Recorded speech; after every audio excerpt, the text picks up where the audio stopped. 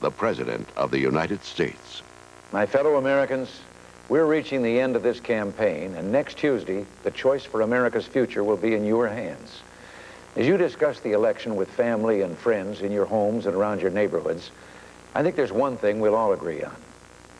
Come Election Day, we want to vote for a better America, a stronger country with our people pulling together, a future of peace filled with hope and new opportunity, a future where our progress is limited only by our own dreams and determination, and where Americans are working because America is working. I'm asking for your support because I believe that we, and I mean all of us, are a winning team. 4 years ago, we said it was time again to let America be America, to trust your faith, courage, and love of freedom, to remember that the key to our future is opportunity to reach for the stars, and that our progress begins not in Washington, but in our families, neighborhoods, workplaces, and voluntary groups across this land. So we reduced spending growth, began rebuilding our defenses, and cut tax rates for all. Our critics scoffed. They've never stopped predicting disaster. Rather than run down America, they should give you a pat on the back. With you back in charge, we've turned the corner. America is on the move again. America is back on the map. I know many of you still shoulder great burdens, and there will be no final victory until we're all going forward together. But compared to the legacy of 4 years ago, a weak economy, record taxes, inflation and interest rates, weak defenses with America losing respect everywhere, we've made an amazing comeback. America today is more powerful in its economy, powerful in its defense of peace, and powerful in its ability to build a successful future with confidence, courage, strength, and spirit.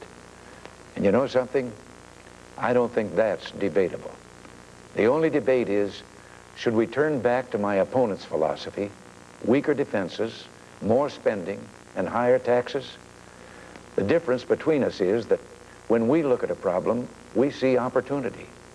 But when he looks at opportunity, he sees a problem. We believe America can only grow if you grow, only be strong if you're strong.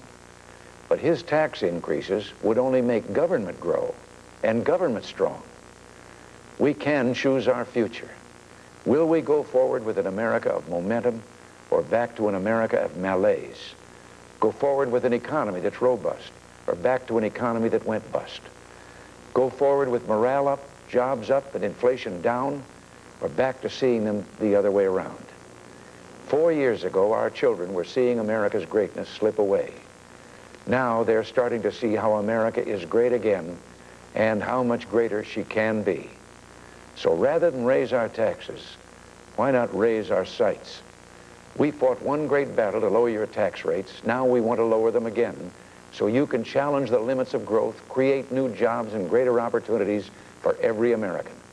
A strong America will push back frontiers in education, science, technology, and space. Great scientific and medical advances await us, great breakthroughs in technology and communication that can open new doors to opportunities for growth, jobs, and a better life. That's why we're determined to go forward with our grassroots drive to improve our schools and reach for academic excellence, why we support the space shuttle program, and why we've challenged this nation to build a permanently manned space station within a decade. Let me say to you young people, your future is what this election is all about. When we hand over the keys of leadership to you, we want you to have an America every bit as full of opportunity, hope, confidence, and dreams as our parents handed over to us. We can do it, and we're going to do it together. America's best days are yet to come. Thank you. God bless you. There's been something special in this campaign. In the bright eyes of our young, I see America coming together again. They are what this election is all about. They deserve a tomorrow where they can fly as high as their talents will take them. We're coming together again and building together again. And across this shining land, we're hoping together again. How can anyone doubt that our best days are yet to come?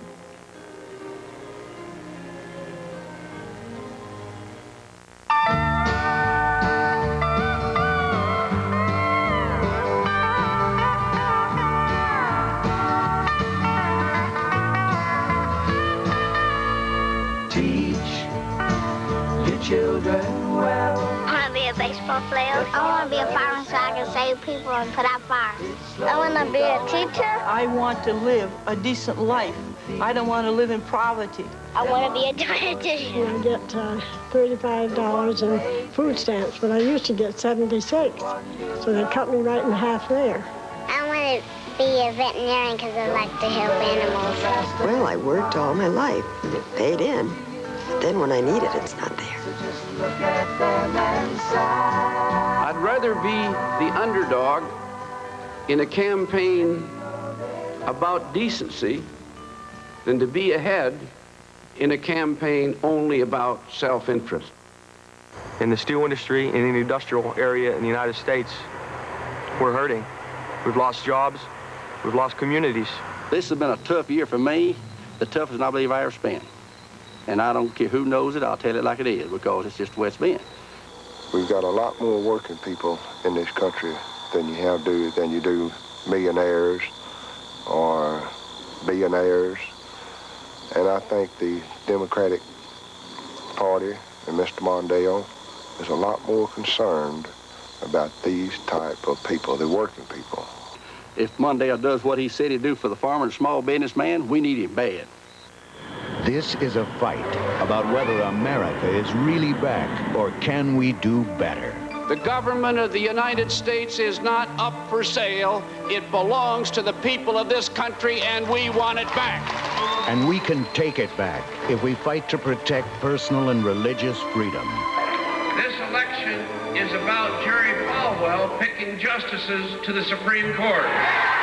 It's about a plan for steady economic growth, future jobs, and taxes that are fair. Last time, I will leave middle and moderate income Americans alone. They've paid enough, and I'm going to ask the wealthy and the big corporations and the loophole users to join the rest of it. And it's about arms control in the nuclear age. About a president who has ignored the most awesome issue of our time, building more weapons, and now planning to escalate the arms race into the heavens.